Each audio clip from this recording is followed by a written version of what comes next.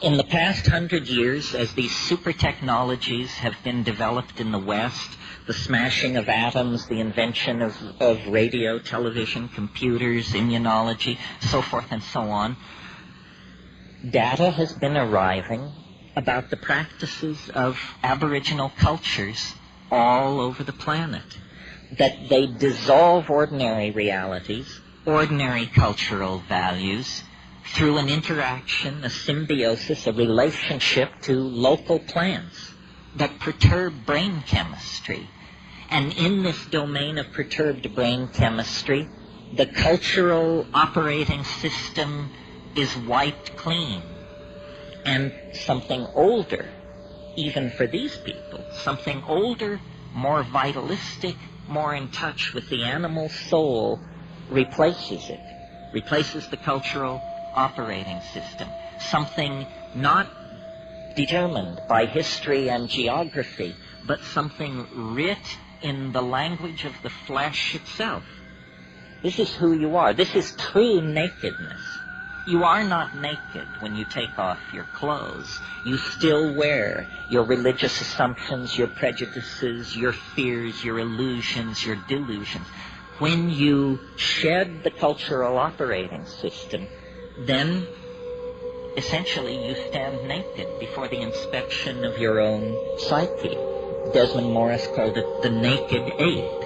And it's from that position, a position outside the cultural operating system, that we can begin to ask real questions about what does it mean to be human, what kind of circumstance are we caught in, and what kind of structures, if any, can we put in place to assuage the pain and accentuate the glory and the wonder that lurks waiting for us in this very narrow slice of time between the birth canal and the yawning grave.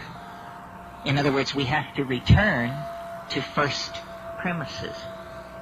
So I've been thinking about this a lot, and at first it seemed to me only a metaphor, this phrase, culture is your operating system. But because I travel around a lot and get that jolting experience frequently of, let's say, leaving London on a foggy evening and arriving in Johannesburg 14 hours later to a sweltering day in a city of 14 million on the brink of anarchy, I get to change my operating system frequently. And so I notice the relativity of these systems. And some work for some things and some for others. For instance, if you are a positivist, if you're running Positivism 4.0, you can't support UFOs. Positivism 4.0 does not support UFOs. If, on the other hand, you're running Urantia Book 5.1 as your operating system, UFOs and a number of other things can get in through the door. That is what we would technically say is a more tolerant operating system, or its plug-in support special effects denied the positivist.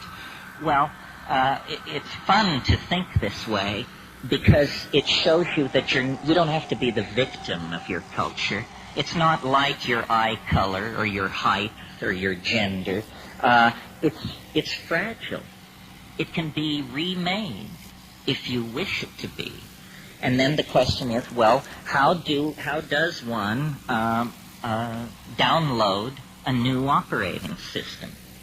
Well, first of all, you have to clear some space on your disk. The best way to do this is probably with a pharmacological agent. You think of some while I have a drink of water.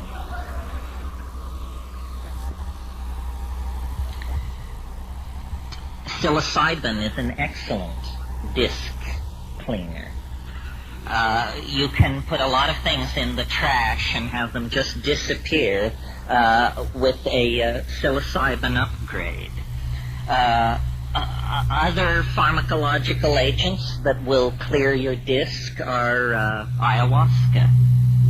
And of course, These are gentle clearings of the disk, which take 5, 6, 7 hours.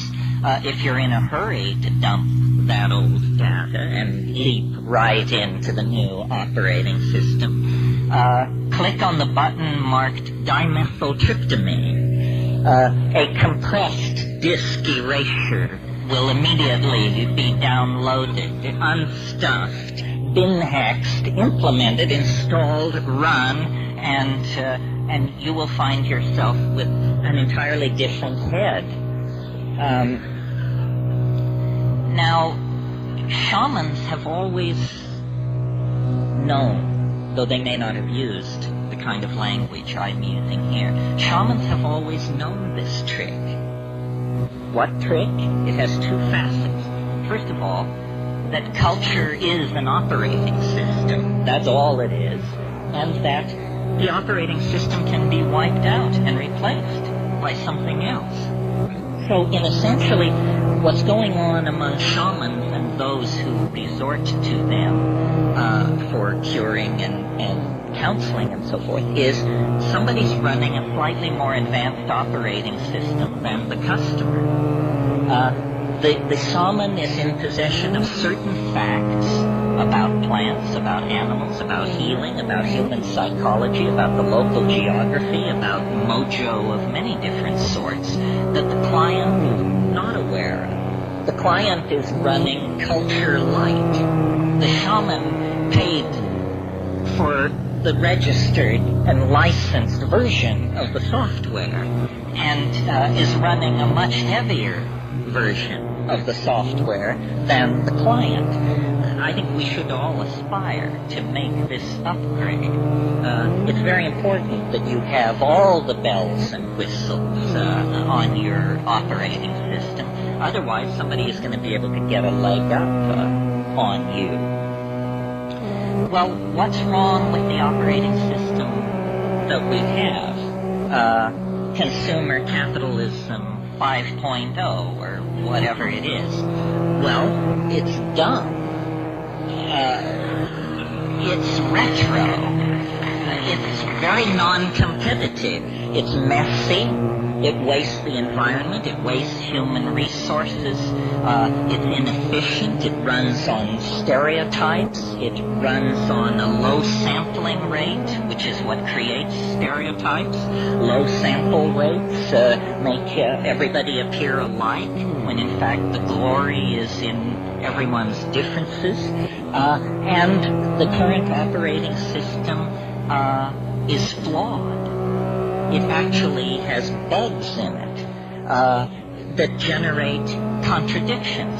Contradictions such as we're cutting the earth from beneath our own feet. We're poisoning the atmosphere that we breathe. This is not intelligent behavior. This is a culture with a bug in its operating system that's making it produce erratic, dysfunctional, malfunctional behavior. Time to call the tech. And who are the techs?